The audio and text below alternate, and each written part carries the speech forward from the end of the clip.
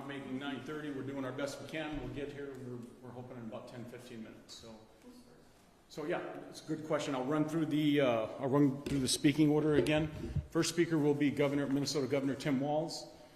Second, he will then turn it over to BCA, Bureau of Criminal Apprehension, Superintendent Drew Evans, D-R-E-W, Evans, E, V as in Victor, A, N as in Nancy, S as in Sam.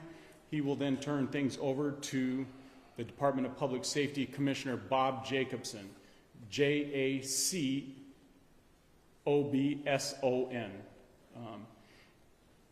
And then others will be present. They're not expected to speak proactively at this time. That can always change. Things are pretty fluid. Yep, DPS Commissioner. Thank you very much. Yep, that's correct. You say 2 minutes? What's that? 10 to 15 minutes. I'm saying everything's going to have to be fluid. We're expecting 10 to 15 minutes. If anybody who's here and can tell you that who's worked with me in the past, I don't like to make promises I can't keep and things that are out of my control. I expect 10 to 15 minutes, but we'll get there as we can. Thank you.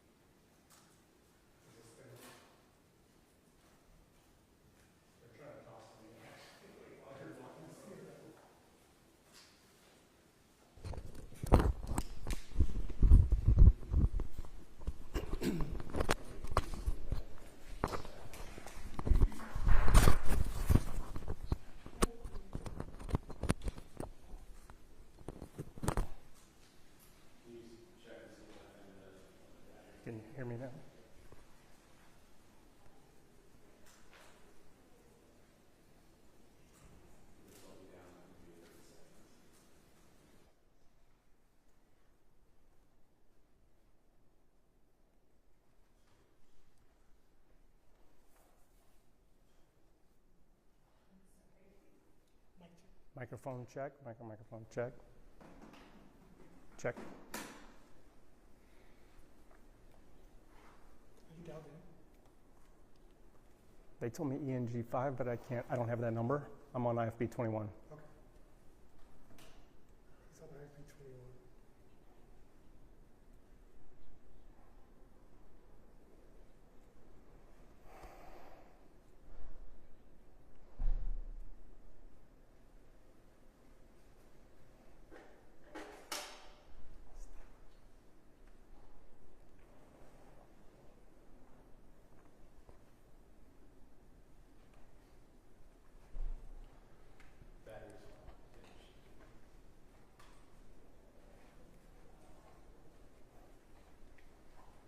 Yeah, it's been delayed a little bit here, but yeah, I can tell you a little bit more about Melissa Hortman and John Hoffman. Melissa's been the Speaker of the House before she was Speaker Emerita now. She was the most powerful Democrat in the House here. She was responsible for negotiations at the beginning of the session over the power struggle that they had. And at the end of the session and into the special session to make sure every bill passed. So she's literally the #1 Democrat in the House, had her hands in every single bill that went through the special session. And, she's widely respected in both parties there for the work that she does. Lisa Dameth, the actual Speaker of the House this last couple of months here, said that she, very much respected Melissa Hortman and the work that she did. They actually did press conferences together on a few occasions, especially during the special session. They acted as a House, kind of not divided, but together, even though it was a Republican and a Democrat split of 67-67, when they went into negotiations on conference committees and when they went into the special session, it was often House versus Senate, not Democrat versus Republican, and a lot of that had to do with Melissa Hortman. She's the one who cast the vote that made sure that the agreement that they all reached passed that had to do with MIN care for undocumented adults being cut off. She made that agreement. She cast that vote. She said it was the hardest vote she's ever cast, and she's been there for quite some time. Senator John Hoffman is the head of the Human Services, the chair of the Human Services Committee, and got that bill through during the special session. A very important bill, one of the highest spending, besides education, it's the highest spending bill that they have. So a very important bill. It was controversial in some ways with some cuts that were to disability waivers being capped in the future, and the tug of war between nursing homes, disability services, and a lot of other stuff like that. So a couple of very important folks here, well, not here, but at the Capitol.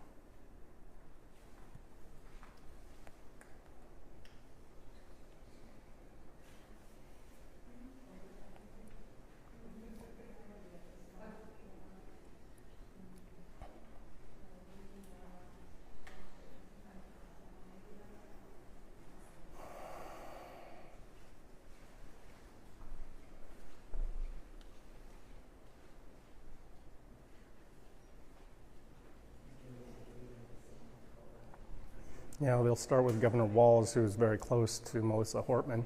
They'll also hear from Drew Evans from BCA and from Bob Jacobson, the head of DPS.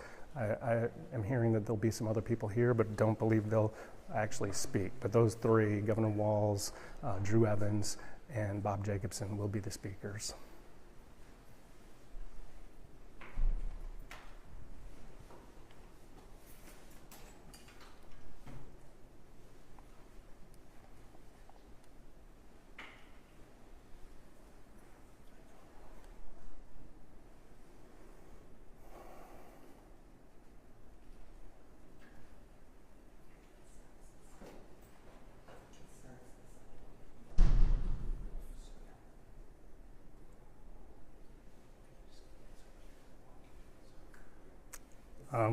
They're mostly behind closed doors here for me, and I just got here. I was on my way to Fargo to do a customs interview and turned around and came back to do this.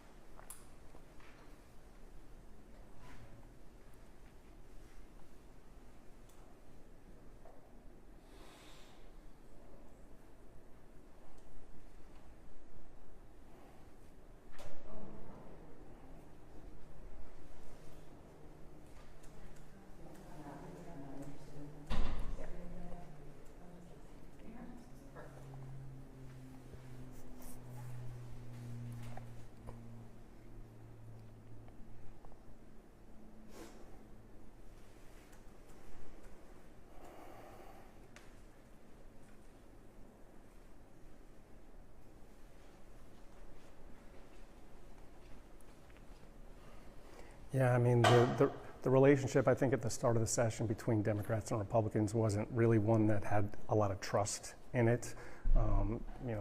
Between what happened at the end of the 24 session and the standoff between Democrats and Republicans, where the Democrats didn't show up for 23 days because the Republicans wanted to kind of control all the power levers there. So at the beginning, sorry, I'm listening to an update right now, so it sounds like we're going to get them in about 5 minutes here. So we'll get that pretty soon to you. But yeah, the relationship wasn't good to start the session, but by the end of the session, I think in large part due to the work done by Melissa Hortman, I think it had been pretty well sewn up. There wasn't 100% trust. There was that agreement on the undocumented adults being cut off of MinCare. The Republicans, definitely wanted that, and Melissa Hortman had agreed to cast that vote, and the governor had agreed to, you can come through, it's okay. The governor had agreed to sign it, but Republicans weren't 100% trusting that would happen, and then had to put kind of a poison pill in there to kill all Department of Health funding if it didn't pass. And so, but that was just, a standard operating procedure, I'd say, here at the legislature. But the work that Melissa Hortman had done with Lisa Dameth had definitely, put them kind of in a tight connection. And Governor Wallace did, talk about that quite often, that, there wasn't like temper tantrums here.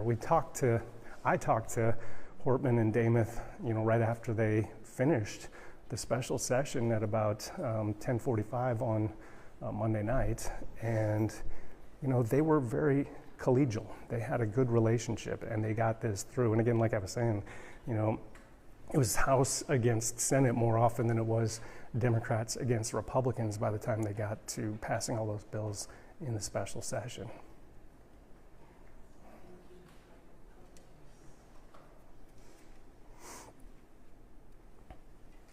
Yeah, just shocking here, yeah.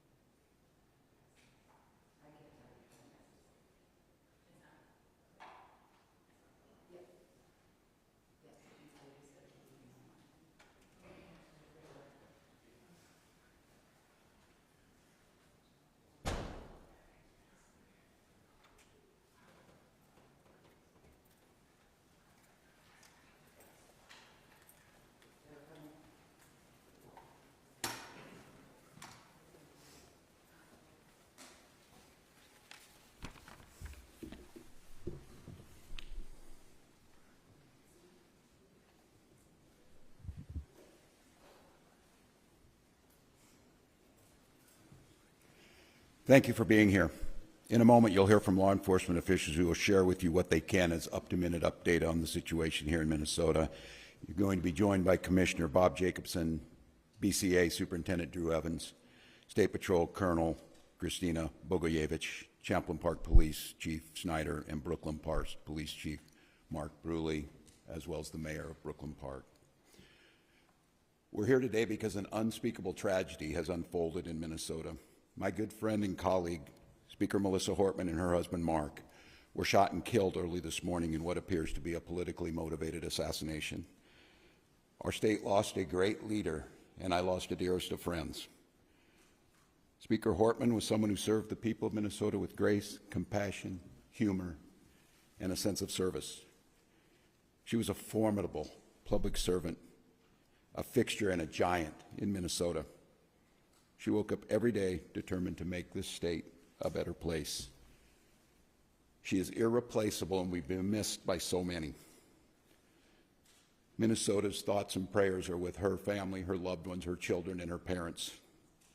My prayers also go out to State Senator John Hoffman and his wife Yvette, who were each shot multiple times. The Hoffmans are out of surgery at this time and receiving care, and we are cautiously optimistic they will survive this assassination attempt. This was an act of targeted political violence. Peaceful discourse is the foundation of our democracy. We don't settle our differences with violence or at gunpoint. In the state of Minnesota, and as recently as last week, in the most closely divided state legislature in the country, we sat down, we worked things out, we debated, we shook hands and compromised, and we served the state of Minnesota together. We proved that it's possible, even in these politically charged times, to find compromise and adhere to the principles of democracy and civil discourse. We must all, Minnesota and across the country, stand against all forms of political violence. At this precipice moment we're on, this tragic act here in Minnesota should serve as a reminder to all of us. The democracy and the debates in the halls of Congress, in state houses, in school boards, is a way to settle our differences peacefully and move society to a better place. We're collaborating with all local, state, and federal agencies on a full investigation. We're committed to keeping Minnesotans informed as the situation continues. I assure you that those responsible for this will be held accountable, and each and every one of us are committed to making sure that a tragedy like this never repeats itself in Minnesota or across this country. I'd now like to turn it over to my public safety team to fill you in on the specifics of this ongoing investigation. Thank you, Governor, and thank you, everyone, for being here today. My name is Drew Evans, and I'm the superintendent at the Minnesota Bureau of Criminal Apprehension. I want to start by just expressing our deepest sympathies to the communities, the family, the friends, and everybody that cared about the individuals that were gunned down today. When we have individuals like this in our political leadership, they're not only political leaders, but they're members of the community, well-known members of the community, that the tragedy in a situation like this is not only for them, their friends and families, but us collectively, the communities they represent, us as a state of Minnesota as a whole. About 2 a.m. this morning, there was an original call in the city of Champlin where there was an individual that had shot Senator Hoffman and his wife. Police responded to that location. They were dealing with that and working through that process overnight. And then later on, at approximately 3:35, that another call came in when it was officers proactively checking because they knew of the incident that occurred, and they were going to check on Speaker Hortman at that time, at which time Brooklyn Park police officers encountered the individual who immediately fired at them, and they exchanged gunfire, and then the individual was able to escape during that exchange of gunfire. At the residence in Champlin, there was life-saving measures that were provided there. Both individuals were transported, as was previously noted, and they both received surgeries for their injuries at the hospital, and their conditions are at this time, both those individuals, Senator Hoffman and his wife, are both alive at this time, but they suffered gunshot wounds and are obviously in a difficult situation. But we're cautiously optimistic that they will continue to improve. At this time, it is a very active scene still, as you've seen. The Brooklyn Park Police Department, along with other members, the Hennepin County Sheriff's Office, State Patrol, FBI, BC, and many others are actively engaged in a manhunt for the individual that we believe is responsible for this. And so we'll be sharing the identity with those individuals as this progresses, but I'm going to caution you, I know there's going to be a ton of interest in this. We're not at the position we can do that as we're actively searching for that individual. Right now, just as noted, we have teams. Hennepin County Sheriff's Office and Champlin are working at the scene there that occurred there. And then we are also, as we're stabilizing this between Brooklyn Park, working on the homicide investigation with Brooklyn Park Police, the BCA, FBI is assisting there as well, and we'll be conducting crime scene investigation there. And then the individuals that were killed will be doing autopsies of those individuals to determine the extent of their injuries and how they passed away.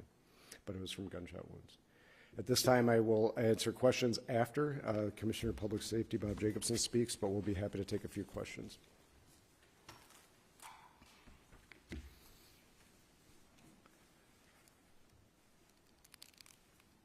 Thank you, Superintendent Evans. My name is Bob Jacobson. It's my honor to serve as the Commissioner of Public Safety for the state of Minnesota.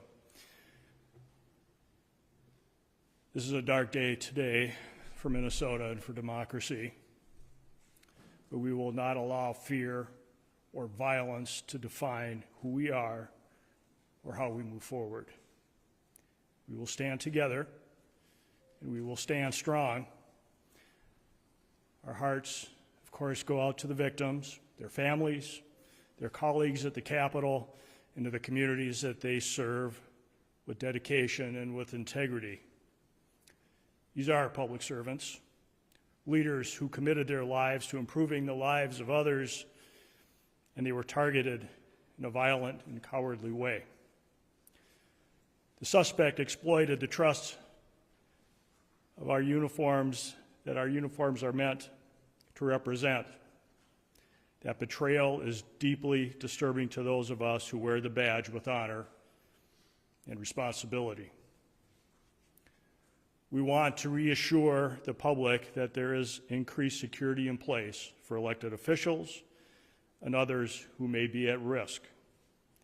If you see anything suspicious, especially involving individuals impersonating law enforcement, please report it immediately by calling 911 or your local police department. With that, I'll step back and we will be available for any questions. Thank you. One reminder, please, as you ask your first questions, please don't forget to introduce yourselves, your media organization, and to the folks answering the questions, please don't forget to repeat the question. So can you say one more time, so you were just going to proactively check on Speaker Emeritus Hortman, and then police there encountered the gunman or someone with a gun and exchanged gunfire. Can you just go over that one more time, please? I can. Good morning, Police Chief Mark Bruley, Brooklyn Park Police Department. The question is, how did we get to Representative Hortman's house, and it was proactively or not? The circumstances that unfolded in Brooklyn Park this morning is that we assisted the Champlin Police Department on a shooting. That shooting was made aware by one of our sergeants that it was at Senator Hoffman's home. In hearing that very intuitive sergeant asked our officers to go check on Melissa Hortman's home, the representative that lives in our community, just proactively as due diligence to swing by. That police officer and his partner pulled down the street when they arrived at Melissa's house. They noticed that there was a police vehicle in the driveway with the lights, emergency lights on, and what appeared to be a police officer at the door coming out of the house. When our officers confronted him, the individual immediately fired upon the officers, who exchanged gunfire, and the suspect retreated back into the home. Was this an actual police officer or impersonating a police officer? Yes, the question is, was it a real person or a person impersonating a police officer? It was not a real police officer. This is somebody that clearly had been impersonating a police officer, again, using the trust of this badge and this uniform to manipulate their way into the home. So Chief Bruley, janitorial parallel, the person not only was wearing a badge posing as a police officer, when they approached their victims, they had a car with lights and sirens? Yes, the question is what kind of vehicle and how were they dressed? They did drive a vehicle that looked exactly like an SUV squad car. It was equipped with lights, emergency lights that looked exactly like a police vehicle. And yes, they were wearing a vest with taser, other equipment that would, a badge very similar to mine, that no question, if they were in this room, you would assume that they are a police officer. Chief Bruley, Adam Duxer with WCCO News. Can you describe the moments after that played out? You said the person went into the home, and then can you help us understand the next 10, 15 minutes of how we got to the point we're at now? Yeah, briefly, although I'm just going to remind us that this is an absolutely active investigation. We have thousands of people sheltered in place in the city of Brooklyn Park right now. We are in an extensive manhunt involving hundreds and hundreds of police officers and SWAT teams searching, gridding off areas as we believe confidently the suspect had fled out the back of the house after being confronted by the police. Very briefly, after the officers had exchanged gunfire and the suspect retreated into Melissa's home, they immediately went up to the threshold and looked in and seen a male that was down, clearly had been struck by gunfire. They made limited penetration, grabbed a hold of the male and drug him out to safety to attempt first aid. However, he was pronounced dead shortly after that. At that point, the officers surrounded the house, got additional resources and SWAT resources, and then ultimately went in with a drone identifying a female in the home. How far apart are the two scenes? About 8 miles? I would say, yeah, somewhere around 5 or 6 miles apart. How much do you know about did the person that was impersonating an officer who allegedly shot these people, did they knock on the door and people came to the door, or did the person break into the home?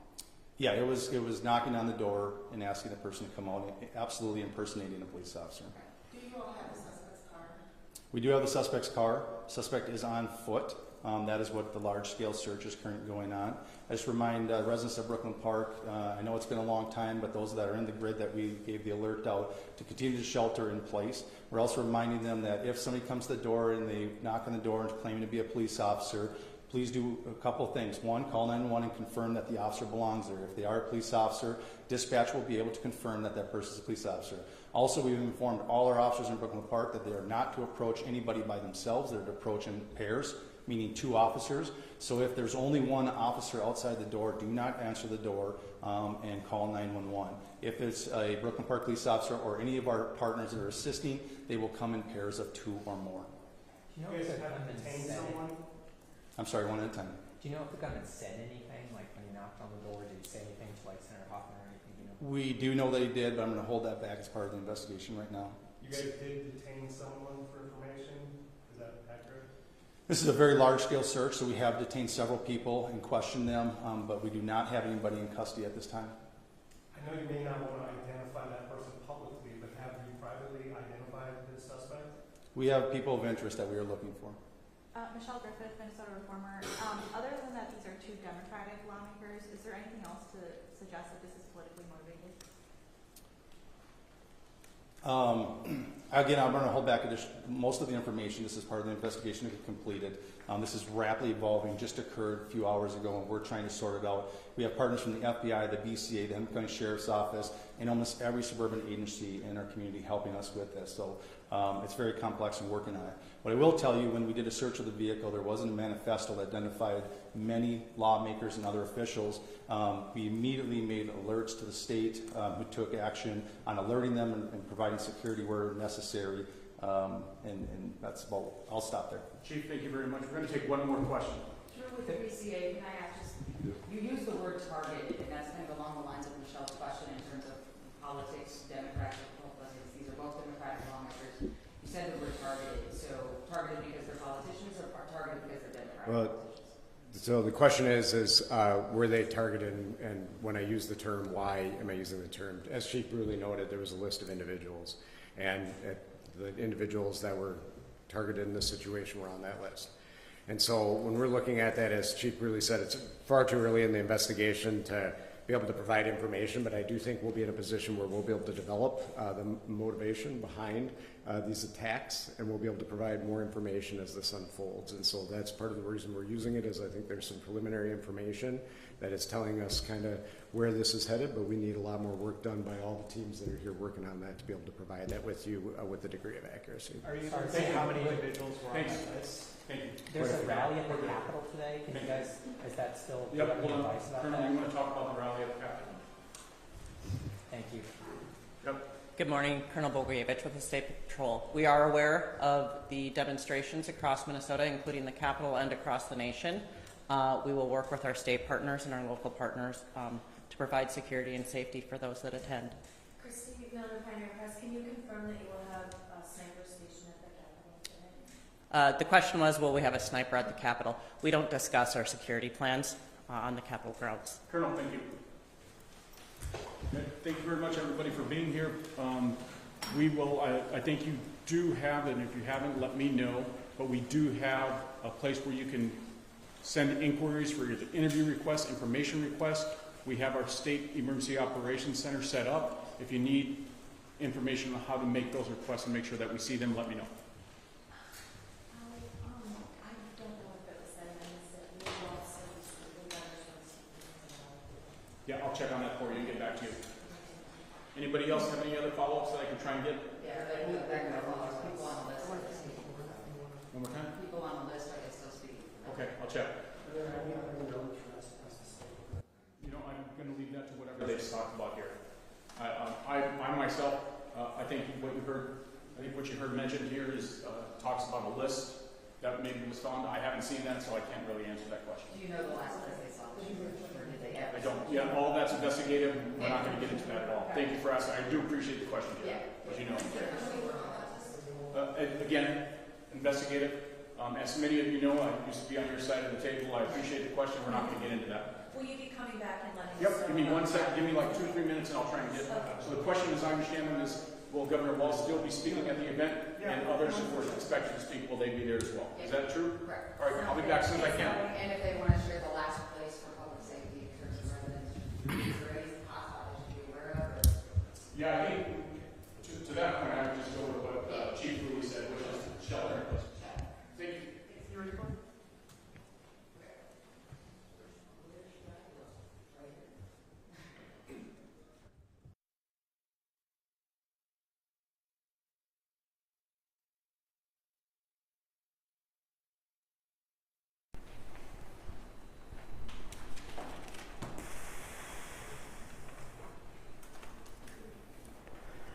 I don't know what to say, just completely shocking. Can you hear me? I'm sorry. It's just a complete shock. It's, I'm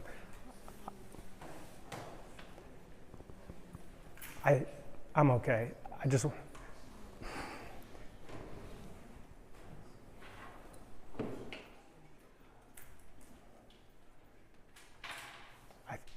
I can talk through it. I'll talk through it. I was supposed to interview Melissa Hortman on Monday morning as we kind of wrap up this session, and this is completely shocking, that this kind of political violence. But I mean, you heard it there. Like, I watched the governor walk in here. I watched his staff. I could tell that they were extremely emotional already. The governor, spoke just briefly, gave just the basics and handed it over to Drew Evans, and he walked right out of the room. That is very atypical for Governor Walz. He's usually very available as soon as he's done speaking and hands over to other folks. He will stick around and take questions, but he's not in a position right now, I guess emotionally, just from looking at him, to take any questions. He's very close to Melissa Hortman, and spent several weeks here just trying to put Minnesota's budget together with her and the other leaders, but that's a tough one for him. And I could see it on his face and on the faces of his staff members who were in this room as well. The updates from the law enforcement folks, a little more matter of fact. I think that they're kind of more used to a situation like this, but just some of those details there. It'll be really interesting to hear what's in that manifesto that they found behind in that SUV, but just kind of shocking the way that all went down, going from Senator Hoffman's house, where that happened at about 2:30, to they said 5 or 6 miles away, to Speaker Emerita Hortman's house, where they went an hour later just kind of on a hunch to check on her safety. I assume, from what they said, that all of the leaders, the politicians, they are being watched right now to be, to make sure they're safe. It sounded though like just one person involved in this, guy pretending he's a police officer, both in uniform and in the vehicle he had, but a person with a manifesto that they've seen, and they can already tell this is politically motivated. So sounds like we'll get some follow-up questions answered here in 5 or 10 minutes. But so that's the update here. But I mean, just completely shocking to hear this, and somebody doing this for clearly political reasons, targeted 2 Democrats here. Don't know what else was in that manifesto or where he might have gone after he left Speaker Emerita Hortman's house. But he didn't make it very far after that because of that hunch, and because Brooklyn Center PD were right there to kind of intercept him, not catch him per se, but they definitely may have prevented more violence, because they interacted with him, exchanged gunfire with him, and now you heard the manhunt. There are thousands of people who are sheltering in place there. They have, people on the ground, and they think he's on foot because they have his SUV. It's still a scary situation if you're in that Brooklyn Park area, though. Share this information with you two, as known Speaker Hortman for quite some time. They just got through a special session where she was working in partnership with her Republican colleagues in the state to get to a deal. sweet as it sweet on the day, it's shocking. I'm personally shocked. I got a call before the governor shared from the senator letting us know what had been happening. You talked a little bit about the actions of how the suspect went from one place to another. There was a huge showing of law enforcement here, sheriffs, police chiefs, DPS, and that's a signal to Minnesota right now of how many people are actually looking for the suspect who, as you noted, Chris, left. Yeah, it did sound like just one suspect. However, they said people of interest. You heard that correctly when I asked them, whether they had privately identified the suspect, because of course at this point they don't want to publicly identify him, I guess. But I asked if they had privately identified him, and they said we do have some people of interest. So curious there. Curious also, you heard the amount of police gear this person had. So I asked if this was an actual police officer or someone impersonating one, and they did clearly say it was somebody impersonating a police officer. As a part of democracy, if they will still, we don't know. If those rallies and things are but right now it's man press. But we want to know exactly where and ask that question. One, do they have any idea? They didn't want to share that. They just wanted everything to be there. Doesn't matter what the street is. A person is in a single uniform by themselves, saying they are law enforcement. The park says nothing. There will only be two police officers outside. And that runs back to my 7:30 this morning conversation with the police.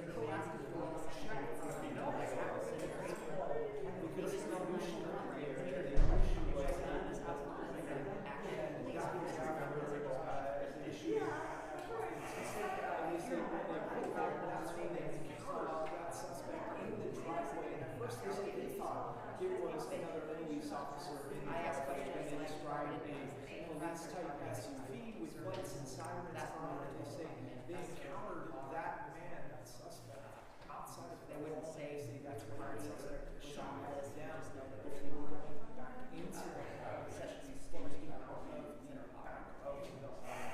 I would say Reg and Jennifer just heard from in absolute state of shock and sadness now from the wall speaking, and they not taking any questions, immediately going out of their vision and law enforcement really focusing and driving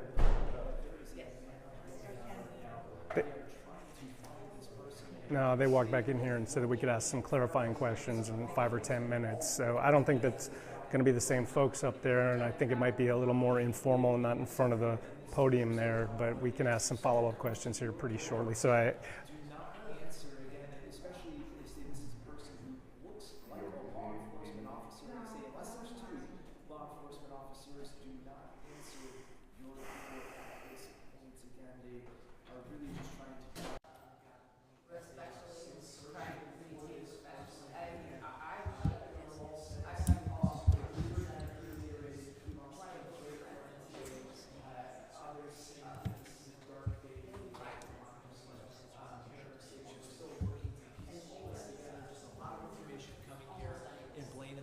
half hour or so, but again, just a shocking day. I can't remember a day quite like this as people are still working to kind of piece everything